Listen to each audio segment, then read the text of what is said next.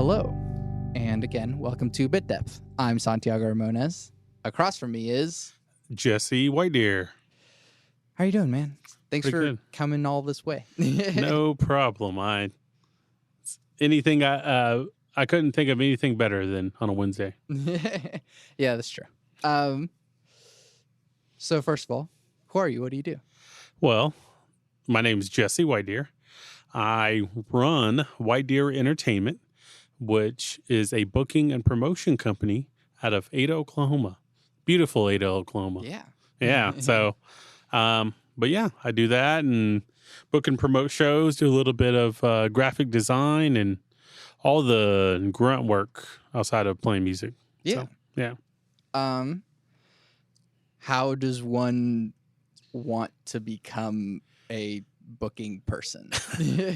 I think for me, it's really out of necessity. Yeah. Because so I've been doing it about 3 or 4 years. And I think, I'm trying to think. So prior to myself, there were a few sparse people. They would do something like, they would book a show, but there was no consistency. I take that back. Outside of my friend, John, there was really no consistency for heavier music. Mm-hmm. So I started doing, me and a few of my friends started doing like heavy metal, hardcore, those type of shows out at the ECU ballroom. So essentially you would rent it out for $200 and you couldn't smoke or drink there, but you could have a show there. Sure. You could charge people. Yeah, you could charge people money at the door. So we started doing that. But it was really out of necessity because the only place that was playing music, the only two places rather, were Vintage 22 and they do like singer-songwriter, indie artists, and stuff like that. And then The Village, which The Village is very white supremacy. Ooh. I don't know if people... Well, there's people of color that go there. But the last time I went there were guys playing pool, and then they were like high-fiving and yelling like white power to each other and stuff. That's... So I was like, I don't know if this is for me. But no, so we started doing the like heavy metal shows and all that stuff. So my first show was of January of 2016, I think. Okay. Yeah. So that was, and it was with like, I think The Tooth, Our Mother's Martyr, Oberon, and Earth Falls Before Me, maybe? Yeah. Yeah. Rep them bands. Yeah. So. How did you first get started in music? So, when I'm Native American for all you listening, if you can't tell by the last name anyways. So my family and we grew up stomp dancing. So stomp dancing is like a form of Native American group dancing. So it's with the Choctaws and Seminoles and Creeks. We do that. So when I was in high school and a little bit earlier before that, we would travel and stomp dance. Cool. So music's always been a part of my life, and I've always enjoyed music. Obviously, I grew up singing in like the church, and so all these things associated with that. And but yeah, and then when I was 16, my oldest brother Jameson gave me a copy of Appetite for Destruction by GNR. Yeah. So the first time I heard, and I had heard heard other bands before that. But when I heard, I just fell in love with that record because when I heard, Slash's guitar and I heard Axl Wild's vocals and, and all this stuff, it was just like a wall of sound. Oh, yeah. So from there, that went to like Judas Priest, and then eventually you get into like Slayer and all that. Right. Yeah. But and then just like helping friends book shows, being around musicians, kind of made me appreciate it more. Yeah. So you what do you play? Well, I play a few chords on the bass. Other than that, though, I just do the booking and promoting. Right. Yeah. So I mean, how did you become the guy, essentially? Well, I was the only one really doing it consistently because prior to me, there was my good friend John Bomboy, the great John Bomboy. He was doing shows at Vintage, and then there were like a few like my buddy DJ from Obron, DJ Bryant. They would like do shows at the ballroom every now and then there would be like Casey Howard would do some shows. One of the first shows that I seen that I thought to myself, like, that'd be cool to do was this program called Josh Fest, which was put on by Chris Shannon. So when I first seen that, I was like, all right, that'd be something interesting. Yeah. But really through consistency, because I started doing shows at like the EC Ballroom. So we were doing those 3 or 4 times a year. And then we graduated to the Elks Lodge, and then eventually Grandview. And then just within the last year, John kind of handed the reins over to me through Vintage. And before that, I was doing like a month here, a month there. Yeah, so I've just been doing that, and it's just really, I'm the only one really doing it that I, at least consistently. And there's been a few venues, that have had shows or hosted shows. My good friend Casey Howard, he actually owned a bar called Sessions, and he was booking for about a year. So he was doing booking, and I would kind of guest book there. Yeah. What does it take to be a booking person? Like, do you just know people and that's just how it goes? Or is there a lot more than just like sending emails, obviously? Well, right. I tell people that it's a lot of, it's not hard. It's just a lot of like busy work. Yeah. And to kind of add on to what I was saying earlier, and I forgot about you, David. Sorry. My good friend, the illustrious David Piercy and Deanna Piercy, they own and operate HMA. And they were doing shows as well. And they were going to where they would book like restaurants and just all over. So they were doing that as well before me. But to kind of answer your question, it is just a lot of busy work, just a lot of like, hey, you need to be here on this time. We need to do this. Because I think that everything really needs that. It needs that kind of person that kind of organizes. Yeah. So yeah, just that really. Since you're the booking person, what do you prefer that the bands say to you? Because there's always like a good way and a bad way. It's not like, hey man, give me this show. Like, what's the best way to communicate with the booking person? I think for me is being professional, I think. But definitely whenever I message a band, I usually have everything in my head, what I want. So, for example, if I was to offer you a show at Vintage, okay, well, you play August 5th and or August 4th rather, because we do them every Friday. So August 4th, we can give you this amount of money, load-ins at 8. You start at 9, you play till 12, breaks whenever. And, and I try to make it easy, digestible. So for me, I much prefer the same. Now, understandably, I know some people are a little bit, they're not as good at communication as others. So I think anything other than like, hey man, we're in a band. Okay.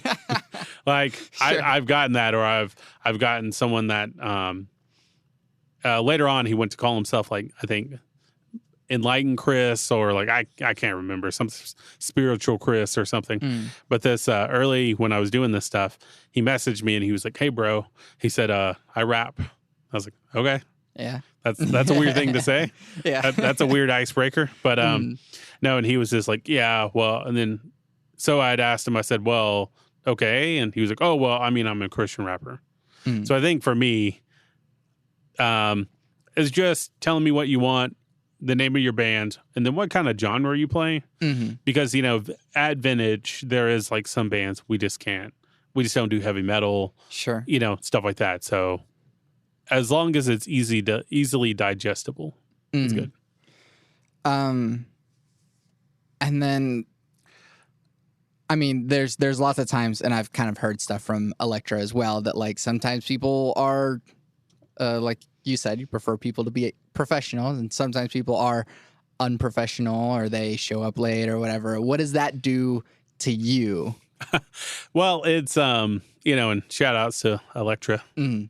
She's a woman, so the the woman, the queen of Oklahoma City booking. Oh, hell yeah. As far as I'm concerned. Hell so, yeah. Hey, Elektra, you get your props. No, for me, like, it's not a good look, and I think that it's like with any job. If you work at Walmart or Home Depot or whatever, if you show up late, and you say things like, well, they say, okay, well, why were you late? You're 10 minutes late.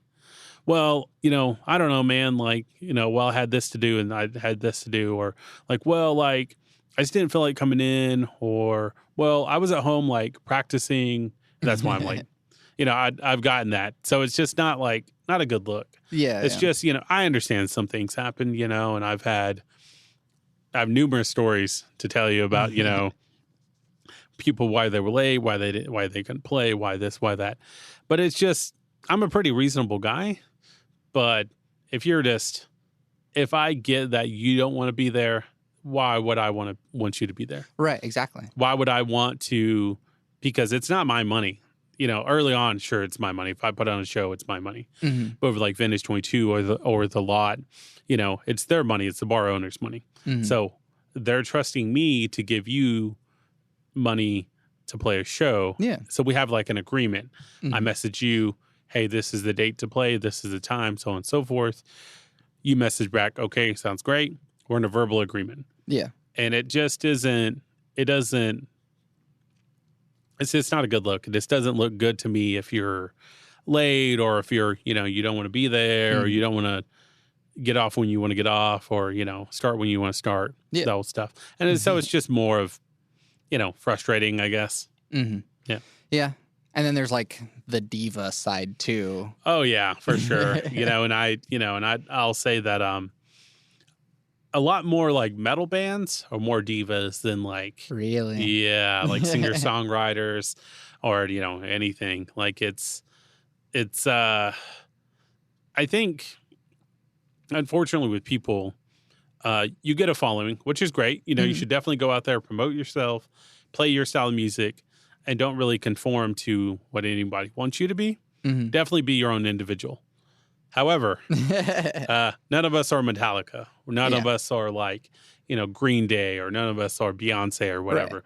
Like we're not. Yeah, we're playing bars in Oklahoma. Yeah, calm down a exactly. So you're at most you'd do regional touring, and that's very impressive. Yeah. And definitely once you get to a certain level, there are some things that you're going to kind of expect. If you are getting a bigger band. So on my side of things, if I see that you can pull me, I don't know, upwards of 300 people guaranteed. Yeah. Or even like a smaller number, like 100 person guaranteed, then sure, like maybe we can talk about like a higher pay rate. We can talk about a little bit more accommodations. Mm-hmm. But if you're like, you played Oklahoma City and then you play Ada a few times and you're telling me, well, I know we agreed on this amount, but I want double that. Just because, like, there's got to be, and that's not being like a jerk or anything. It's just it's give and take. Right. There's a balance between knowing your worth and also like knowing your worth. Yeah, exactly. Well, and like on the flip side of things, if you have a following, and I'll just use him as an example, not that he's done this, but like Isaac McClung, he's a fantastic singer-songwriter. Like he is just amazing. So if you haven't checked him out, you need to. He is 100% A+ human being. He's fantastic. His music is great. He's gained a following where he doesn't need to play for free. Whether he chooses to or not, I don't know. But that guy, he deserves to be paid something. He deserves to be treated like a professional. Now, if someone that's just starting out, that doesn't really have that, I'll be respectful as long as you're respectful. But if you're demanding stuff and telling me, well, you know who I am, well, no, I don't. Right. But, so, without sounding like a jerk. Right. Yeah. In the end, this is a business. Exactly. And you put money up. Yeah. I mean, it's like, Chili's isn't going to come out and like demand your money and tell you all this kind of crazy stuff. So if you're essentially a small business, then why would you make yourself look bad? Right. Or double your prices just because you think your food's great or something. Yeah, exactly. Which, I don't know if Chili's does that, but right. Yeah, who knows? I mean, Chili's food's okay, but it's not like... Yeah, right. I'm not going to pay $20 for a taco. So what is appealing about having people go to Ada, Oklahoma to go see live music? Well, the appeal is that Ada has a, fantastic group of people that support live music. With Dave and Deanna Piercy, with the entire, HMA crew, with the Vintage 22 crowd, The Lot, Karen Hudson, John Bomboy, all these great people. And there's a lot of, talented musicians coming out of Ada or that play in Ada. Yeah. So whenever you come to Ada, we're a small town. Their tagline, small town, big opportunities. Sure. Which is a little bit kind of cookie cutter, but Sure. But you'll get people that really appreciate music, and you'll get people that really, if they know that you're being truthful and you're being honest with yourself and you're really playing music that you want to play and that is very near and dear to your heart, then they'll appreciate it. So you'll get people that will be able to connect with you on that level, and people that will really just kind of appreciate it for what it's worth. Yeah. And that's art, and art should be appreciated. How does booking in Ada compare to, and I don't know if you've booked for like OKC and stuff like that, but like how does that compare to, hey, here's a huge expansive town versus a smaller town and, less competition, I guess?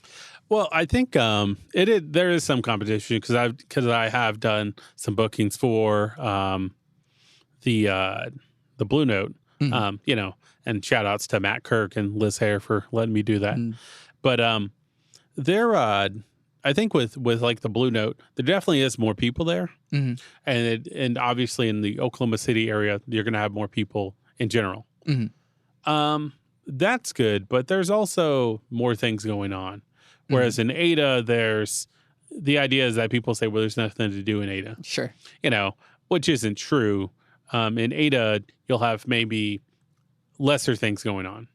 So people that come to Vintage 22 or The Lot will come there knowing what they'll expect, knowing that they're gonna be able to see Isaac McClung or Electra and Jarvix or the Indigos or Bocado or Layers of Pink or whoever. So I guess there's that positive and negative. Oklahoma City, you get more people, but sometimes people, and this isn't to crap on Oklahoma City, but some people are just kind of disinterested, I think, or there's just more stuff to do. And whereas in Ada, there's less to do. So it's like either go to Vintage 22 or The Lot or, or go home. Yeah, go home or back road or whatever it is they do. Yeah. You're giving something for the town to do. Exactly. Yeah. So, what is the struggle in making it happen? Like, how do you change the culture to be more embracing of live music in these small towns? That's a good question. I think just trying to get it established, and because essentially what you're doing nowadays is you're competing with people's need to sit at home because we have technology, and technology is absolutely wonderful. Sure. But because you can stream Netflix on your phone or watch Hulu on your laptop, or because you can do those things in the comfort of your own home and you don't have to go out, like in some cases, like why would you? More people are content with just staying at home and getting out of their house. Yeah. Whereas if they go to a bar or they go to see a band, they might have to pay a $5 cover, or they might have to get up, get dressed, and go out and sit through a band maybe they don't want to listen to get to a band that they don't want to listen to. So you're it's more about comfort, I guess. But we're trying like hell to try to get people to come out, and Ada's definitely gotten better, especially with Ada Fest, which is what we do, a festival that a great collective of people come together, and we're able to put that on. So it's a festival. It happens at the end of August every year. This past year, we just had the Nixon's headline. And then my really good friend Zobrand got to play. Isaac played that show. Conflict of Interest got to play the main stage. Plus, there was numerous side stages that all these other great bands got to play. So, but circling back to your question, just getting people to care, I guess, and getting people to know hey, you say there's nothing to do in Ada. Okay, well, here's something to do. But you're also almost always going to have people that are detractors, people that are going to say, well, I don't like that band, or I don't like that kind of genre, or I don't like this, or I don't like that. So local music sucks. Yeah, exactly. Yeah, you'll get that. So whatever. Yeah. What are artists that you are super excited about? Super excited about? Yeah. As far as just seeing or records or whatever stands out to you the most. Well, I am always going to be I always appreciate good music. So if I see that your band is appealing to me and it kind of speaks to me, then yeah, definitely. Or it makes me feel something. It's kind of I'm a huge pro wrestling fan. Cool. So yeah, exactly. So with pro wrestling is the idea is why would you care? Why does it matter if you win or lose if the audience doesn't care? Right. Why it's important, why winning is important, or why losing is important. So for me is why would I dig your band if I don't feel that you're really putting yourself into it? Yeah. And if it doesn't ignite some kind of emotion in me, and and that's not to say there aren't other bands that I've seen that I thought were good and just didn't that's definitely happened. Yeah. But bands that I'm friends with, definitely helps. This weekend I'm going to go see my buddies in Silver Tongue Devil down in Dallas, and they're playing their CD release show. So I'm excited about that. And I'm excited about Turbo Wizard just released a new record. I'm excited about that. The guys in Crowbone are working on something. Yeah. So I'm excited about that. So it's just, and it, especially going to these shows, it's almost like a reunion because you see all these people that you're friends with. Yeah. Yeah, and then and then you get to kind of, hug each other, and then, stand next to each other and kind of rock your head and listen to a killer band. Yeah. Are you able to sort of reel people in that aren't involved in music? Because from my experience, a lot of the people that I see at shows are really just other musicians. And it's great because musicians are supporting musicians, and it's great. We all know each other. Careful there. Yeah. Did that earlier. But how are you able to reel in hey, I'm just a construction worker, but I just really like the local music scene or something? Yes and no. I know in Ada that we're better at it than we are before. And getting people to care and getting people to come out. So there have been instances where people have come out and people have cared more. And that's great. That's absolutely, Yeah. And you're not going to be able to build a music scene just with musicians supporting musicians. Right. You need the casuals to kind of care. You need people like yourself, the construction workers and the service workers and all the other non-music people to kind of care. Because ultimately it is about money. It is about, sure. If and people can say, well, like, I play for the passion of the music. Okay, that's great. Yeah. And if you're okay with doing that and doing that on the weekends and playing free shows, then sure. But if you're talented and you're ambitious and you're hardworking, then you can kind of parlay that into making some money, or you can meet a lot of really cool people. So we're definitely, especially with the Ada Fest, is that we're getting the whole community to come out. People that normally wouldn't come out to support bands are seeing a lot of, talented musicians and a lot of killer bands. Yeah. So shout outs to the Ada Fest community for doing that. And, I really have to kind of tip my hat to guys like David Piercy and John Bonboy for really especially in the early days, kind of really, I say early days, in the early days of my career, really hustling and trying to get people to care. And there was, David's told me stories about where he's almost begged people to come out. Yeah. And, so it's, and with some success. So, and same thing with John, John's kind of, I witnessed him numerous times on Facebook. Hey, come out. This is a great show. You don't want to miss it. And people have come out just out of curiosity, I think, but yeah. What's been a hard lesson that you've learned while working in music? I think not to get my hopes up, not to think that every band is going to say yes, and there have been some shows that I've tried to set up, or bands I've tried to get that just unfortunately couldn't do it. And I just thought to myself, like, man, that'd be just for my own interest. Like that'd be really cool to see that person or that band, and I think that, the hard lesson would be learning that people aren't always honest. That seems like a bit naive of me, but I just thought that I assumed that all musicians had a professional hood about them, that they were all like definitely able to treat this like a business and treat this, with integrity. But unfortunately, sometimes that happens, and some of those people were my friends. People that they didn't take it seriously, and that's always disheartening. Yeah. And I mean, you would think that like we're all struggling musicians. We're all, we're trying to make music in Oklahoma. It's hard enough as it is. You don't have to put dishonesty on top of that to make things worse for everyone. No, absolutely. Yeah.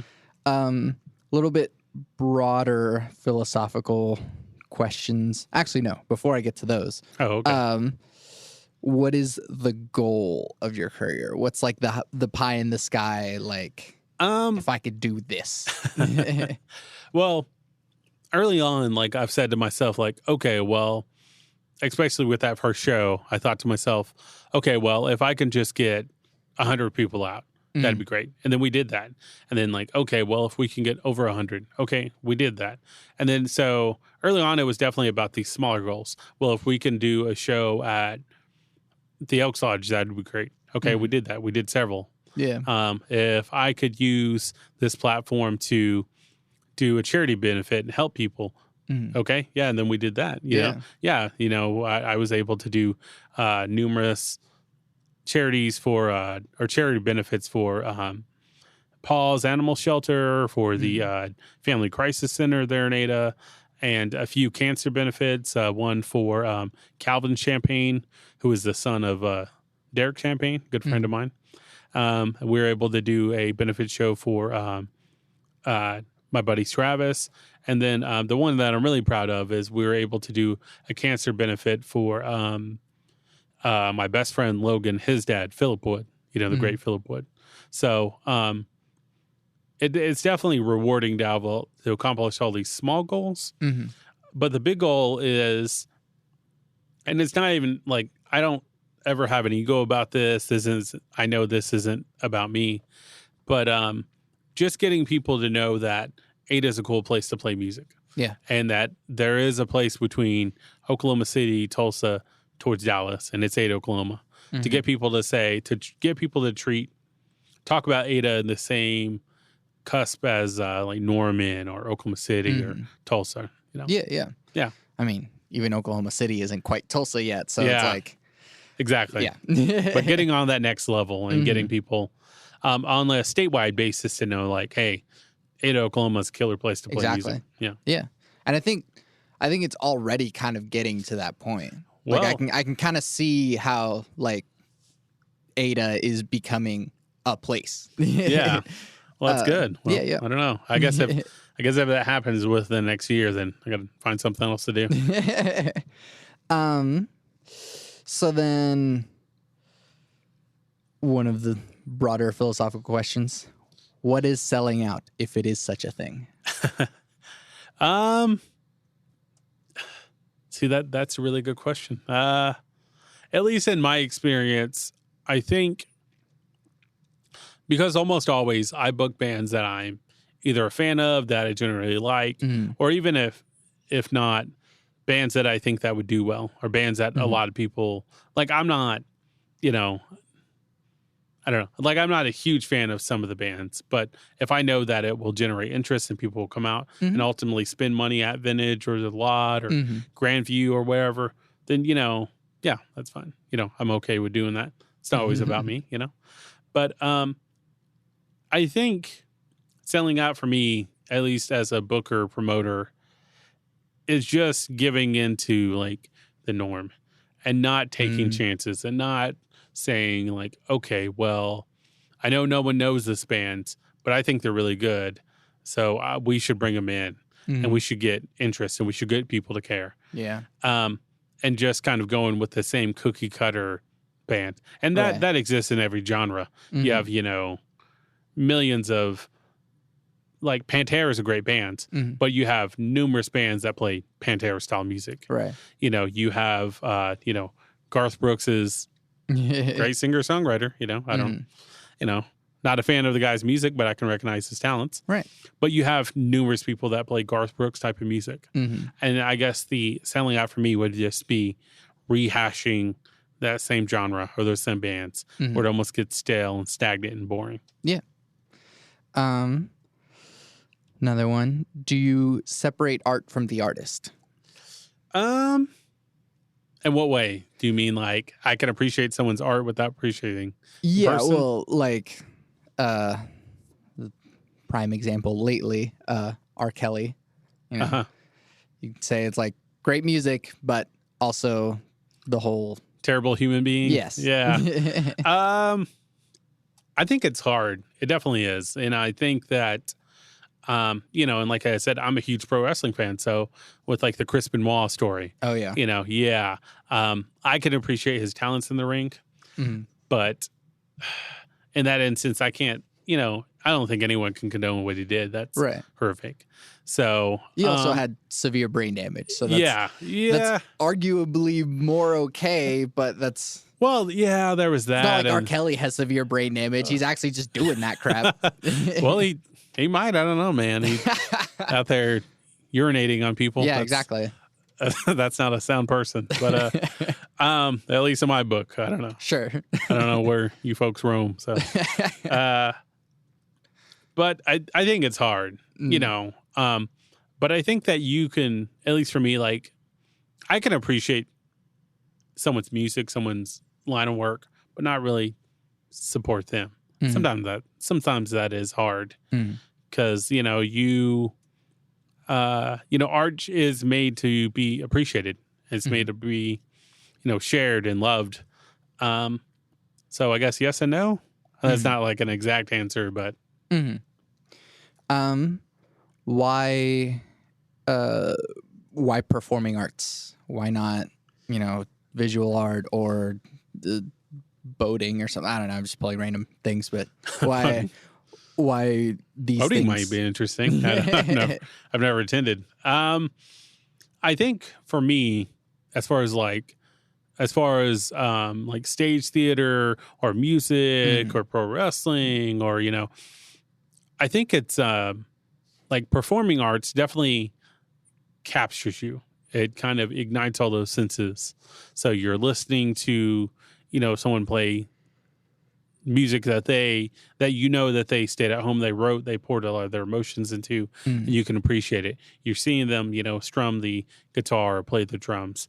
You can kind of almost feel the energy that's coming from it. So, and it pulls you in. and I think one of the best compliments I can give a band or give someone that is performing theater or is that you just kind of get lost in those moments. You get lost in that those moments of seeing them perform their craft. And I think that's what's most important. Yeah. Whereas, if you're reading a book, well, books can also do that. But if you're looking at a piece of art or you're something like that, maybe it doesn't really encompass all the other things. Yeah. Can music save the world? Probably not. I mean, I think that music is great. It's wonderful, but I think that, and it's one of the most important things in the world, but no, unfortunately not. As much as that breaks my heart, I think that some people just they're meant to destroy. And that's, I think we as humans inherently are. And I think that, more people consume than give out. I'll get to that point later. Yeah, but and then what's something that people don't normally know about you? Interesting. Someone that doesn't know. A lot of my friends don't know that I used to rap in high school. Cool. I mean, yeah, I suppose so.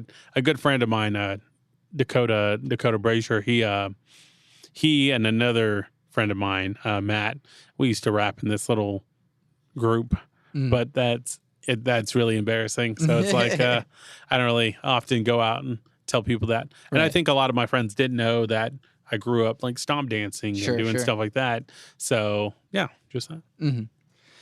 And then lastly, what advice do you have for people getting into this field?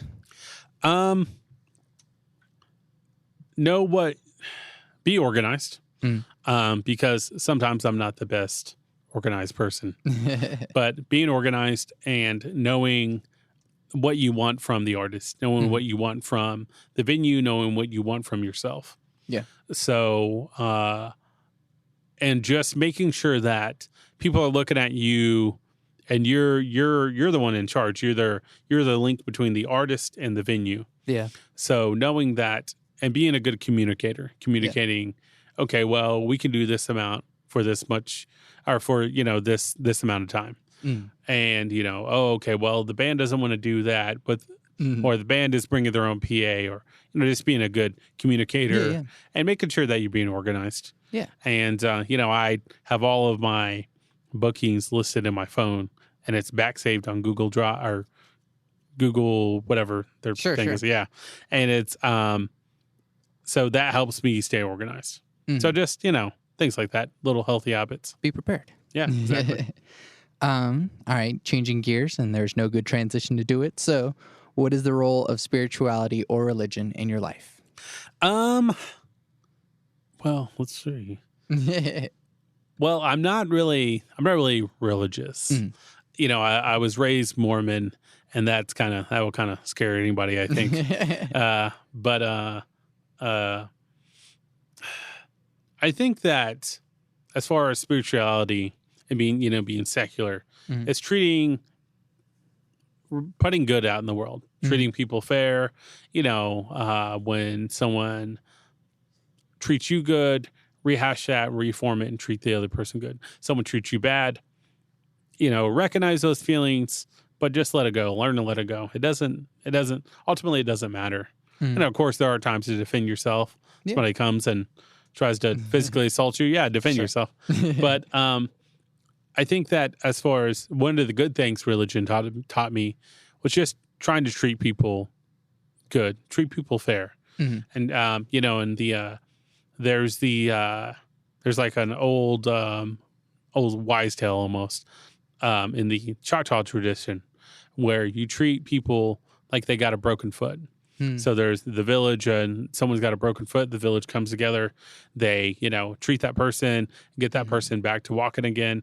And then so that person can reformulate and treat someone else good that's got a broken foot or some other injury. So I think as far as organized religion, that doesn't really play a factor in my life. Sure. So Yeah. What is your definition of God, if you have one? I think that for me, I think God is self. God is you, and I think that God is anything that you put your love and heart emotion into. So God could be your family, or God could be, your husband or your wife, or your kids, or so anything that you kind of hold above yourself. Yeah. So I think that I think just anything that's more important than you. Yeah. That's one of the more interesting ways I've heard someone answer that question. I like that a lot. Well, God is a white guy that was born in the Middle East. No, not really. Right. I don't know. It might be. Who knows? Is free will an illusion? George Orwell would say yes. That's a good question. Yes and no. I think Bill Hicks would say, at least in the United States, you're only as free as we want you to be. So I think there is limits to it. You definitely have the free will to go out and to play music, or to start a salon or start a small business. But if you start doing things that a lot of people don't like, people have a habit of putting that stuff to an end. And unfortunately, we live in like a money dominated and country where some of those people are afforded more strikes than others. Yeah. But I think that free will is limited. I think that free will is you're able to be. I always go back to what Bill Hicks said: is you're only as free as we want you to be. So someone that has power over you, or someone that is above you, and the kind of quote unquote big brother, you're only as free as they kind of want you to be, really. So it's a nice thing, and it's a nice thought that we have free will, but there's limits Maybe to not it. completely. Yeah, not really. No. How do you determine what good behavior is? I think that good behavior is anything that makes you feel good. So if if you're going through a tough time and I sit and I talk with you and I say, hey, look, this is what I'm going through, and I kind of share similar experiences with you, and I kind of sit with you and talk with you and be a good friend to you, that is good behavior. Yeah. Good behavior is being, honest and being truthful. But that also comes with being honest with yourself. Yeah. You have to be good to yourself every once in a while. Yeah. So I think that good behavior is anything that makes you in turn feel good. Yeah. How do we reduce the division? More notably politically, but just in general as well. In general, I think that being empathetic, surrounding yourself with people that aren't like you. I think that listening and really trying to digest what people say, think, and feel. I'm not, I have a lot of gay and trans friends, a lot of people that identify in all, spectrums. But I wasn't always like that. I was, of course, raised Mormon, and they're very strict opponents of, same-sex marriage, unfortunately. But and I don't know, Joseph Smith might have a revelation and kind of cast that down to whoever, and then they'll probably change that, because I didn't like black people up until like 1978. Sure. Yeah. So, but then God changed his mind on that. So I don't know. But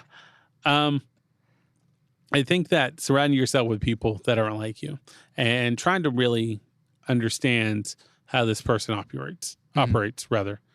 And sometimes, sometimes people are just sick, and sometimes people they don't have your best interest in mind. Some people aren't good people, but it's kind of recognizing what you can kind of take from that and just, moving on.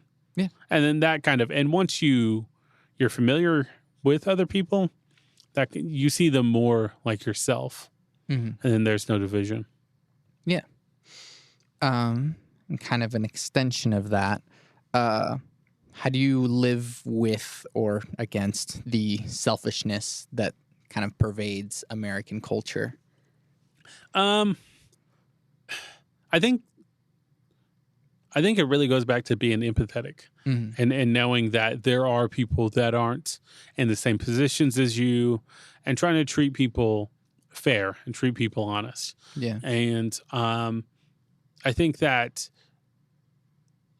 doing things for other people and you can't be everybody's friend, obviously, but being friends to those people that make you feel good. Yeah. And the people that harm you or the people that come against you, learning to accept those feelings and understand them, but then ultimately let it go. Yeah. And I think that that will lead to you being less selfish. Yeah. But unfortunately, we are humans.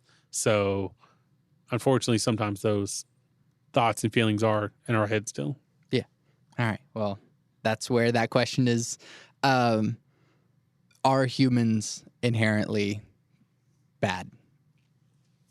I don't think so. No. Okay.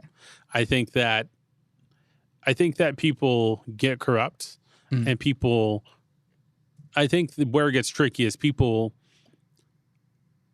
get in situations that they know aren't good, or they do things that they know aren't good. So that can start kind of small. Sometimes you lie to people, or sometimes you tell people that you make up a situation and then with that, you kind of justify those actions, those small actions, and that kind of grows into, something else. There's another story. I don't want to feel like I'm the Native American guy that's dropping all his wisdom on you, but my dad had told me there was a story about where a boy was going to get food for his village, his people. So he walks by this on this dirt path, and there's like a small garden snake. So he's afraid, he's scared, he's just a small kid. So the fear is larger than the actual animal. So he runs back, and fortunately finds like a bush with some fruits and stuff on it. And then he takes it back to his dad and says, "Hey, Dad, I went and got this, blah, blah, blah." So then his dad says, "Okay, great. Well, next week you're going to have to do it. You're going to have to go get the same kind of food." So then the boy knows, okay, well, I can just go get those apples or whatever from that tree or from that bush, bring it back, and then, that will kind of make me look good. And I think that, so then there's that lie. So then eventually over time, that snake gets bigger and bigger and bigger until you get to a point where even though you try to combat that problem, you can't, because it's a large snake that will indefinitely kill you. Whereas before it was just a small garden snake. You can kind of step over it, let him go on his way. So I think with people, that's corruption. People get corrupt in that small little bit of way, and then it just kind of balloons, and then it's just, and they're pegged evil. And some people just aren't. And there are some people that are, unfortunately, more susceptible to evil thoughts than other people. Yeah.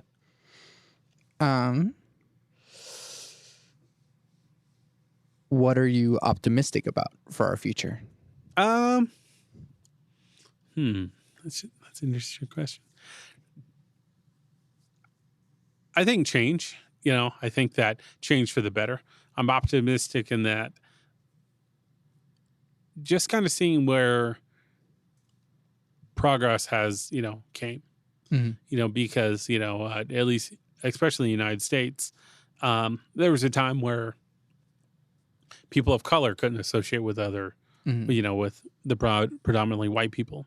So, and then that changed. And then there was, gay rights, and then there was eventually trans rights and women's rights. So just kind of seeing progression for the good and seeing how we as humans learn that we're not different, that we're all humans. We have different tendencies, and there are things that are different about us, but just knowing that we're all good.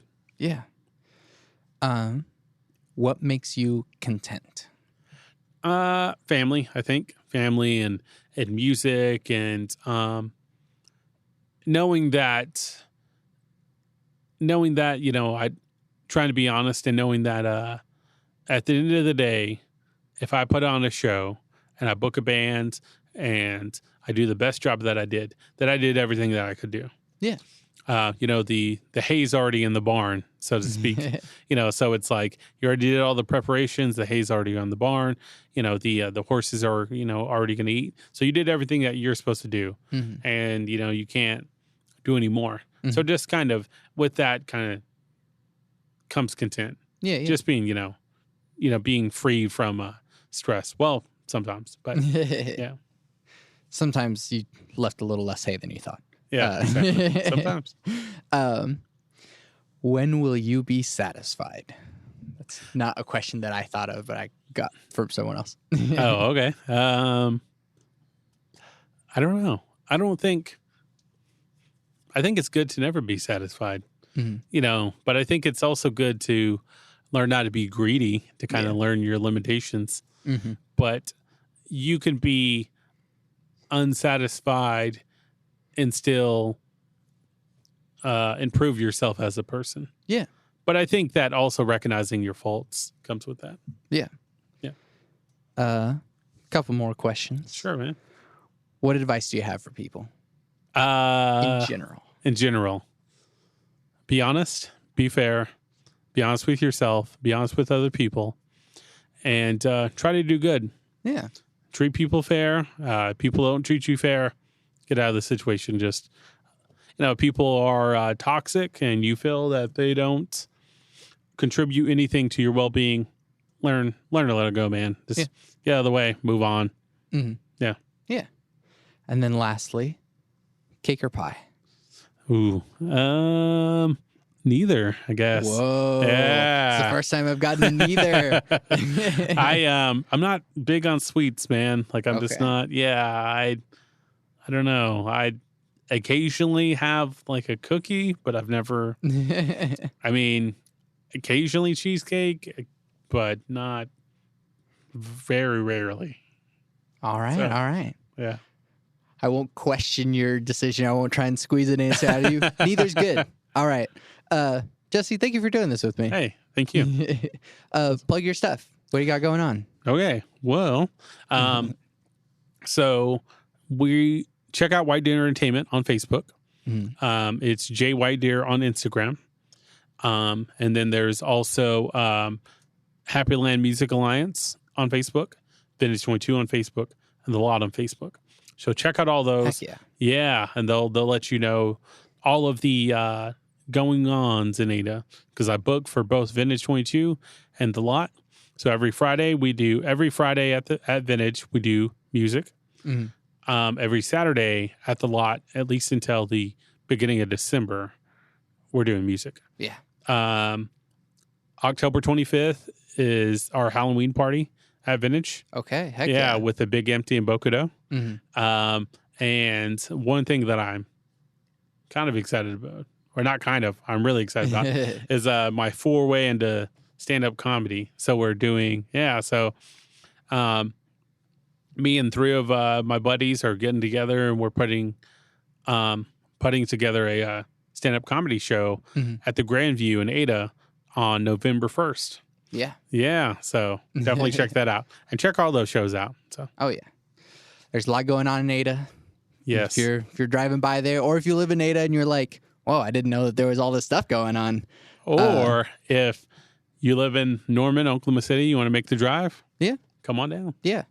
I mean, people from OKC go down to Norman every once in a while for shows. I mean, I go down there every once in a while for shows. So it's like, all right. And some people think it's a long drive, Norman to Oklahoma City, and it's not. It's not that bad. Yeah, you'll be okay. Yeah. Besides, it's something different. Exactly. You'll see something you didn't expect. For sure. Well, again, thank you for doing this with me. Hey, thank you. I'm Santiago Ramones. I'm Jesse WhiteDeer. You can find everything that I do on my website, santiagoramones.com. I make music. I also have this podcast, which you can find on pretty much every podcast platform. I can't think of a podcast platform that it's not on. But you can also support the podcast through anchor.fm / Santiago Ramones. You can give money every month, or you can just give money. I guess if you wanted to also give me money, you could just like buy my demo that's on Bandcamp and just choose however much money you want to give me. I don't know. But if you like the podcast, if you think you want to support it, there are ways to do that. You can also support it not with money and leave reviews and comments and stuff. Let me know what you think. And what's the other thing? Oh, yeah, another thing involving money. I'm getting married next week, so Hey, congrats. Thanks. So if you want to support me, you could go to tgt.gifts/Santiago. That's a hard thing to do, but we're registered through Target. And if you look up Sabliago, that'll be our URL for our registry. So if you want to give us gifts, that's a way to do it. I'm going to buy you some gummy worms for your wedding. Heck yeah. I don't think that's on the thing, but I guess you can. Sure. All right. Yeah. I was in my podcast with my 3 things. They shape my life philosophy. Those 3 things are: love never fails. It's going to be okay. I might be wrong.